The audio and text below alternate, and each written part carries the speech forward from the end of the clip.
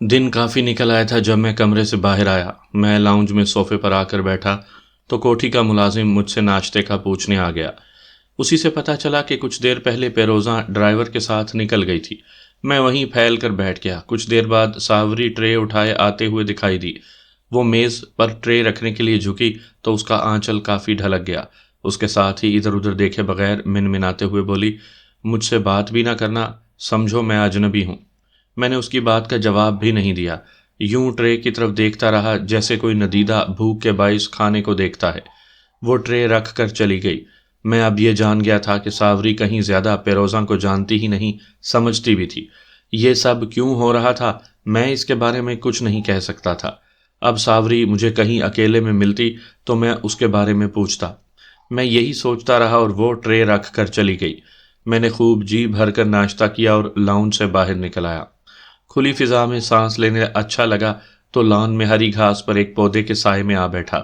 میرے پاس سوچنے کے لیے بہت کچھ تھا، لیکن میں کسی موضوع پر بھی سوچنا نہیں چاہتا تھا۔ مجھے وہاں بیٹھے ہوئے اتنا وقت نہیں ہوا تھا کہ گیٹ کھلا اور اس میں سے پیروزاں کی 4 وہیل اندر داخل ہوئی۔ میں یوں ہی بیٹھا رہا۔ وہ میری جانب دیکھتی رہی یہاں تک کہ 4 وہیل پورچ میں رک گئی۔ اس کے چہرے پر گہری سنجیدگی تھی۔ وہ پیسنجر سیٹ سے نیچے اتری تو مجھے اشارے سے اپنے پاس بلا لیا۔ میں اٹھ کر اس کی جانب چل دیا۔ میں اس کے قریب گیا تو اس نے پوچھا، ایسے کیوں بیٹھے ہو؟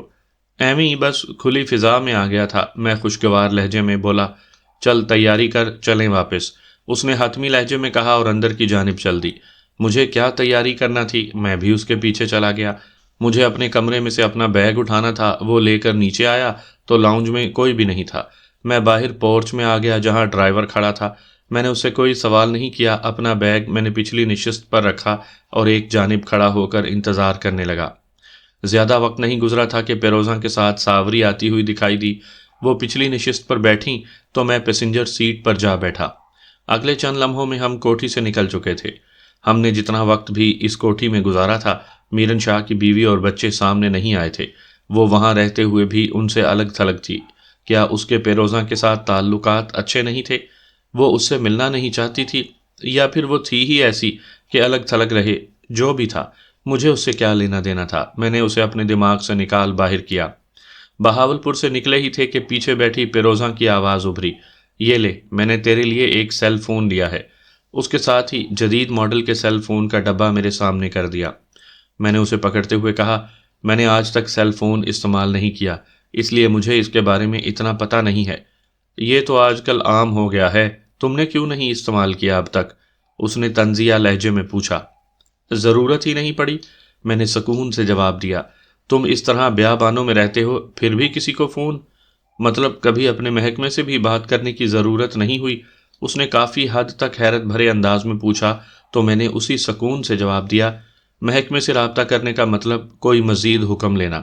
جب مرضی واپس آؤ، بس اپنی رپورٹ دو تو کوئی پوچھنے والا نہیں ہوتا۔ میرا کوئی ہے نہیں جس سے میں رابطہ رکھوں، اس لیے۔ مطلب روہی سے باہر اب تک تمہارا کوئی رابطہ نہیں ہے؟ میری پشت سے پیروزاں کی حیرت بھری آواز ابھری تو میں سامنے سڑک پر دیکھتے ہوئے اسی سکون سے جواب دینے لگا، تمہارے سامنے ہے، میرے پاس فون ہے نہیں تو رابطہ کیسے ہوگا؟ حیرت ہے؟ یہ کہہ کر وہ لمحہ بھر کے لیے خاموش ہوئی اور پھر بولی، تم کسی سے بھی سیکھ لینا۔ نہیں، جب مجھے ضرورت ہوگی میں خود خرید لوں گا، میں نے کہا اور وہ ڈبہ واپس کر دیا۔ اس نے واپس نہیں پکڑا بلکہ بولی، نہیں، رکھو اپنے پاس۔ بی بی جی، اس فون کے لیے نیا سم کارڈ لیا ہے جس سے یہ چلے گا؟ ڈرائیور نے کہا تو پیروزہ نے تیزی سے کہا، نہیں، وہ تو نہیں لیا۔ چل موڑ گاڑی، وہ سم کارڈ لے لیں۔ اس نے کہا ہی تھا کہ ڈرائیور نے گاڑی موڑی اور شہر کی جانب گامزن ہو گیا۔ کچھ دیر بعد ایک دکان سے سم کارڈ لیا اور واپس چل دیے۔ سپہر ہو رہی تھی جب ہم واپس بستی چراغ شاہ کے قریب پہنچے تھے۔ تبھی پیروزہ نے کہا، ہم اتنی جلدی واپس پتہ کیوں آ گئے ہیں، حالانکہ ہم نے 2-4 دن رہنا تھا ابھی شہر میں؟ تم نے بتایا ہی نہیں، میں نے سوالیہ انداز میں کہا۔ مجھے پتہ چلا ہے ان راجستھانیوں نے رتو بوہڑ کے ساتھ مل کر 40 گایوں کو پکڑ کر قبضہ کر لیا ہے۔ انہوں نے میرن شاہ کو یہ پیغام بھیجا ہے کہ اگر ہمت ہے تو لے جاؤ۔ اس نے ایک ایک لفظ چباتے ہوئے کہا۔ تو میرن شاہ نے کیا جواب بھیجا؟ میں نے پوچھا۔ اس کا تو ابھی پتہ نہیں، یہ تو وہیں جا کر معلوم ہوگا۔ میرا خیال ہے انہوں نے اب سیدھے سیدھے ہمیں للکار دیا ہے۔ وہ دبے دبے غصے میں بولی تو میں نے سوالیہ انداز میں پوچھا، پیروزہ مائی، یہ کون سا یہاں نئی بات ہے ایسا تو ہوتا رہتا ہے، جو کوئی بھی خود کو طاقتور ثابت کرنا چاہتا ہے وہ ایسا ہی کرتا ہے۔ میرے خیال میں یہ انہوں نے اس مقصد کے لیے نہیں کیا، وہ سوچتے ہوئے انداز میں بولی۔ تو میں نے پوچھا، پھر اور کس لیے ایسا کیا انہوں نے؟ میں میرن شاہ سے بات کر لوں، پھر اصل بات کا پتہ چلے گا، اس نے کہا، اور پھر ہمارے درمیان خاموشی چھا گئی۔ فور ویل مجھے ڈیرے کے پھاٹک پر اتار کر آگے بڑھ گئی۔ ڈیرے میں ایک جانب چھپڑ کے نیچے میری جیپ کھڑی تھی۔ میں اندر گیا تو اکیلا بابا خیر دین ہی ایک چارپائی پر بیٹھا ہوا تھا۔ مجھے دیکھ کر کھڑا ہو گیا، پھر مصافحہ کرتے ہوئے بڑے اشتیاق سے بولا، ہو آئے ہو شہر سے؟ ہاں بابا، پر کہیں ادھر ادھر نہیں جا سکا، بس گئے اور واپس آ گئے۔ میں نے چارپائی پر بیٹھتے ہوئے کہا، پانی لاؤں تمہارے لیے؟ اس نے پوچھا۔ نہیں، ابھی مجھے پیاس نہیں۔ یہ کہتے ہوئے میں نے بابا خیر دین کے چہرے پر دیکھا اور پھر تجسس سے پوچھا، کیا پیروزہ مائی کی گائیاں چوری ہو گئی ہیں؟ ہاں، رات ہی ہوئی ہیں، وہ جو ساتھ والی بستی میں باڑا ہے نا، وہاں سے چور رات لے گئے تھے۔ کوئی چوکیدار نہیں تھا وہاں پر؟ میں نے پوچھا۔ دو بندے تھے، انہیں باندھ کر پھینک گئے اور گائیں لے گئے، بابا خیر دین نے بتایا، اور میرے سامنے والی چارپائی پر بیٹھ کر وہ پورا واقعہ سنانے لگا۔ میں سنتا رہا، حالانکہ اس تفصیل میں میری کوئی دلچسپی نہیں تھی۔ ہم وہیں بیٹھے باتیں کرتے رہے یہاں تک کہ سورج ڈوبنے والا ہو گیا۔ بابا خیر دین میرے لیے کھانا لانے چلا گیا اور میں نے اپنا بیگ اٹھا کر اندر رکھ دیا۔ میں اس چوری کے بارے میں اچھی طرح سمجھ رہا تھا۔ رتو بہڑ اور وہ راجستھانی مجھے نہیں بھول پا رہے تھے۔ وہ شاید پیروزہ والے معاملے کو پسے پشت ڈال کر پہلے مجھے پکڑ کر قتل کرنا چاہتے تھے۔ ان گایوں کو پکڑ کر یا تو وہ یہ دباؤ ڈالیں گے کہ مجھے ان کے حوالے کیا جائے، ممکن ہے پیروزہ یا میرن شاہ ان گایوں کے عوض میرا سودا کر دیتے، یا پھر ان کے سامنے ڈٹ جاتے۔ ظاہر ہے اس کا نتیجہ ایک لڑائی تھا جس میں نہ جانے کتنے مارے جاتے۔ بابا خیر دین کا لایا ہوا کھانا کھا کر میں لیٹ گیا۔ میں یہ سوچ رہا تھا اور کسی ایسی ہی بات کا انتظار کرنے لگا کہ پیروزہ یا پھر میرن شاہ آئے گا اور ایسی ہی کوئی بات کرے گا۔ یہی سوچتے ہوئے اچانک میرے ذہن میں یہ بات آئی کہ میرن شاہ کے جو گنڈے ادھر ڈیرے پر دکھائی نہیں دیے تھے، خرگوش کے شکار کے بعد ان میں یہاں آس پاس کوئی بھی دکھائی نہیں دیا تھا۔ وہ لوگ آخر کہاں گئے؟ یہیں کہیں بستی میں ہیں یا انہیں کسی کام پر لگایا ہوا ہے؟ جب سے بختاور ان کے ہاتھ سے نکل گیا تھا، اس کا خاص گنڈا سبحان بھی دکھائی نہیں دیا تھا، وہ کہاں گیا؟ سب سے بڑھ کر وہ منشی مہر خان جس سے میری فقط ایک بار ملاقات ہوئی تھی، یہ سب کہاں تھے؟ میرے خیالات کے رو انہی کی جانب تھی کہ بابا خیر دین نے آ کر بتایا، میرن شاہ تو نہیں ہے آج یہاں پر، کوئی پنچایت تھی، ادھر گئے ہیں، رات پتہ نہیں آتے ہیں یا نہیں۔ بی بی ساحن نے کہا ہے کہ ذرا خبردار ہو کر رہوں۔ ٹھیک بابا، آج تم سے کوئی پرانی باتیں سنیں گے، میں نے پرشوق انداز میں کہا تو وہ چند لمحے میری جانب دیکھتا رہا، پھر سکون سے بولا، پھر کبھی صحیح پرانی باتیں۔ مجھے ساتھ والی بستی میں جانا ہے، بابا نے کہا تو میں سمجھ گیا کہ پیروزہ نے اسے جان بوجھ کر بھیجا ہے تاکہ وہ یہاں آ سکے۔ اس گھر کی گھمن گھیریاں کچھ زیادہ ہی بڑھ گئی تھیں، لیکن جو بھی ہو رہا تھا وہ میرے حق میں تھا، اس لیے میں اب سکون سے یہ تماشا دیکھنا چاہتا تھا۔ اس وقت میرا من چاہا کہ میں زمان موہل کے پاس جاؤں اور جا کر اپنے طور پر تصدیق کروں کہ رتو بھوڑ کیا چاہتا ہے، کیونکہ زمان کا رابطہ اس سے تھا۔ تبھی میں نے اٹھتے ہوئے کہا، چل پھر تجھے چھوڑ دوں گا راستے میں۔ میں اور بابا خیر دین جیپ میں بیٹھے اور چل دیے۔ میں نے بابا خیر دین کو اتارا اور زمان موہل کے پاس جا پہنچا۔ وہ اس وقت پیڑے پر بیٹھا ہوا تھا، مجھے دیکھتے ہی کھل اٹھا۔ اچھا ہو گیا تو آ گیا ہے۔ کیوں، کیا ہوا؟ میں نے اس کے سامنے پڑے ہوئے پیڑے پر بیٹھتے ہوئے پوچھا تو وہ دھیمے سے بولا، تجھے پتہ تو چل گیا ہوگا ورنہ اتنی جلدی واپسی نہ ہوتی تمہاری۔ بات تو بتا، ایویں ہی تجسس نہ پھیلا، میں نے اکتاہٹ سے کہا۔ وہی پیروزہ کی گایوں والا معاملہ، اس نے میرے چہرے پر دیکھتے ہوئے کہا تو میں نے اس بات میں سر ہلاتے ہوئے کہا، ہاں وہ مجھے اس نے بتا دیا تھا۔ ایک تو تیرے پاس فون نہیں ہے ورنہ میں تجھے پہلے ہی بتا دیتا، اس نے پرجوش انداز میں کہا۔ یار عجیب بات ہے، پیروزہ نے مجھے آج ایک فون دیا ہے، بلکہ سم کارڈ بھی لے دیا ہے، مگر مجھے چلانا نہیں آتا، میں نے سکون سے کہا۔ یہ تو بہت اچھا ہوا، میں تجھے سکھا دوں گا، مگر جو بات میں تمہیں بتانے لگا ہوں وہ اس سے بھی بڑھ کر ہے، اس نے مزید دھیمے لہجے میں کہا۔ وہ کیا بات ہے؟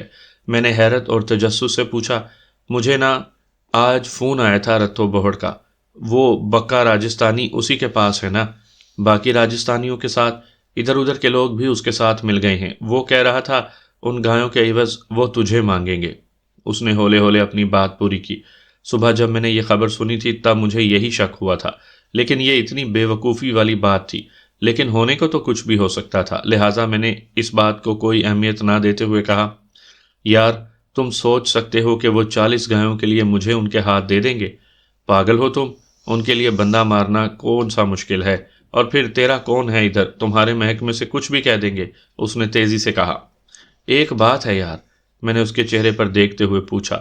وہ کیا؟ اس نے ہنکارا بھرنے والے انداز میں کہا۔ یہ بات تم مجھے کیوں بتا رہے ہو، حالانکہ تمہیں پتا ہے اگر اس کی بھنک بھی میرن شاہ کو مل گئی تو وہ تجھے معاف نہیں کرے گا، میں نے کہا۔ دیکھ، ان راجستھانیوں کے ساتھ میں نے کافی کام کیا ہے، وہ سب مجھے جانتے ہیں، اس کا پتہ میرن شاہ کو بھی ہے۔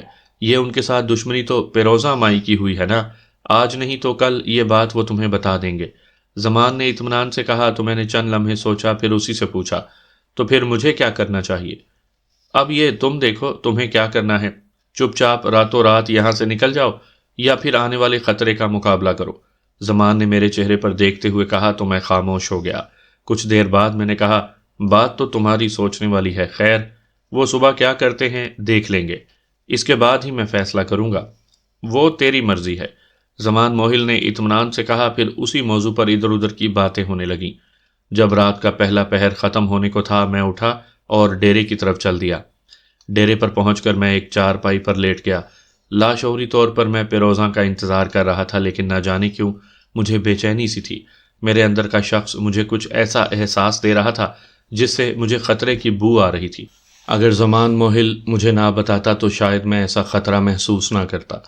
میں کچھ دیر تک چارپائی پر لیٹا رہا، پھر کمرے میں چلا گیا۔ میرن شاہ کا دیا ہوا پسٹل اندر پڑا تھا۔ میں نے وہ اٹھایا تو میری نگاہ پیروزاں کے دیے سیل فون پر پڑی۔ ابھی میں نے اس میں سم کارڈ نہیں ڈالا تھا۔ میں نے اسے وہیں رکھا اور پسٹل نیفے میں اڑس لیا، پھر ایک چادر لے کر باہر آ گیا۔ میں کچھ دیر تک وہیں کمرے کے باہر کھڑا رہا، پھر چلتا ہوا پھاٹک سے باہر چلا گیا۔ وہ چاندنی رات نہیں تھی، ملگجے اندھیرے میں چلتا ہوا سامنے ٹیلے پر جا کر بیٹھ گیا۔ یہ وہ جگہ تھی جہاں سے ڈیرے کے اندر کا کمرہ دکھائی تو دے رہا تھا، لیکن پوری طرح نہیں۔ اگر کوئی آ کر مجھے روشنی کر کے دیکھتا تو میں ضرور احساس کر لیتا۔ میں نے وہ چادر وہیں ٹیلے پر بچھائی اور لیٹ گیا۔ میں سونا نہیں چاہتا تھا، سو میں اپنی پرانی یادوں کو سوچتا ہوا وہیں بیٹھا رہا، یہاں تک کہ رات کا دوسرا پہر بھی ختم ہو گیا۔ رات ختم ہونے کے آثار پیدا ہو گئے تھے۔ آسمان پر تاروں کی چال بتا رہی تھی کہ 2 گھڑی بعد صبح ہو جانے والی ہے، لیکن ڈیرے میں کہیں کوئی ہلچل پیدا نہیں ہوئی تھی۔ نیند کا غلبہ مجھ پر طاری ہونے لگا تھا، جسم بھی سست پڑنے لگا تو میں اٹھ کر بیٹھ گیا۔ شاید مجھے نیند کا ایک جھٹکا لگا تھا، لیکن اچانک میرے سارے حواس بحال ہو گئے۔ ڈیرے کے دائیں جانب سے مجھے کسی جیپ کی آواز سنائی دی۔ میں نے آنکھیں پھاڑ پھاڑ کر دیکھا، مجھے یقین ہو گیا کہ وہ کوئی جیپ ہے۔ اتنی دیر میں وہ جیپ ڈیرے کے پھاٹک پر آ کر رک گئی۔ اس کی ہیڈ لائٹس بند تھیں۔ میں پوری طرح چوکنا ہو گیا۔ وہ کون لوگ ہو سکتے ہیں؟ اگر وہ میرن شاہ کے لوگ ہوتے تو بلا شبہ ان کی ہیڈ لائٹس جل رہی ہوتی، جیسے سبحان اور اس کے کارندے تھے۔ انہوں نے جیپ اندر لے جانا تھی، بنا روشنی کیے ڈیرے کے باہر جیپ کا کیا کام؟ میں نے نیفے سے پسٹل نکال لیا اور پوری توجہ سے اس جانب دیکھنے لگا۔ جیپ سے نہ جانے کتنے لوگ اترے، وہ 4-5 تھے یا کم زیادہ، اس کا مجھے اندازہ نہیں ہوا۔ وہ پھاٹک کھول کر اندر گئے، کچھ دیر بعد وہ واپس آ کر جیپ میں بیٹھے اور چل دیے۔ میں پوری توجہ سے انہیں دیکھتا رہا۔ انہوں نے جیپ موڑی نہیں، سیدھے چلتے چلے گئے۔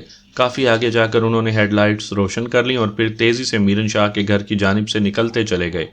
جس وقت وہ میرن شاہ کے گھر کے قریب گئے تھے تب کتے بھونکنے لگے۔ وہ بھی کچھ اس طرح بھونکے تھے کہ ان کے بھونکنے میں شدت نہیں تھی۔ ایسا اسی وقت ہوتا ہے جب کوئی مانوس ہو۔ کیا وہ میرن شاہ کے لوگ تھے؟ یہ سوال میرے ذہن میں اٹک گیا۔ اس کا جواب مجھے فوری طور پر نہیں مل سکتا تھا۔ میرا ذہن تیزی سے ان حالات کو سوچ رہا تھا۔ سامعین کرام، آپ سن رہے ہیں ایک دلچسپ اور جاسوسی اردو کہانی جس کا نام ہے اناگیر۔ یہ اس سلسلے کی قسط نمبر 11 ہے۔ مجھے امید ہے آپ کو میری یہ کاوش پسند آ رہی ہوگی۔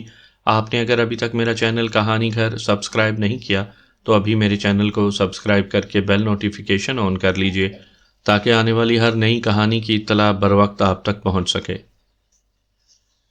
دن کا اجالا پھیلنے میں ابھی تھوڑا وقت تھا۔ بستی کی مسجد میں سے اذان کی صدا گونج اٹھی تھی۔ گہرے سناٹے میں یہ گونجتی ہوئی آواز اگر ہلکی تھی، لیکن اس کے ساتھ ہی مجھے لگا جیسے ہر جانب تقدس پھیل گیا ہو۔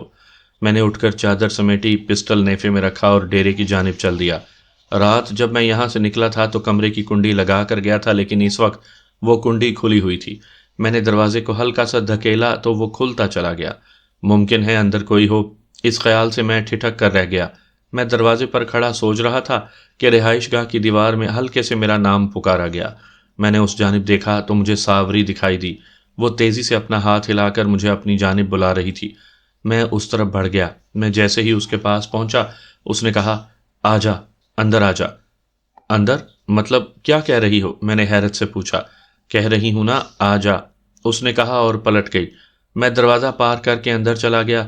اس نے مجھے اپنے پیچھے آنے کا اشارہ کیا اور ایک جانب بنے ہوئے باورچی خانے میں لے گئی۔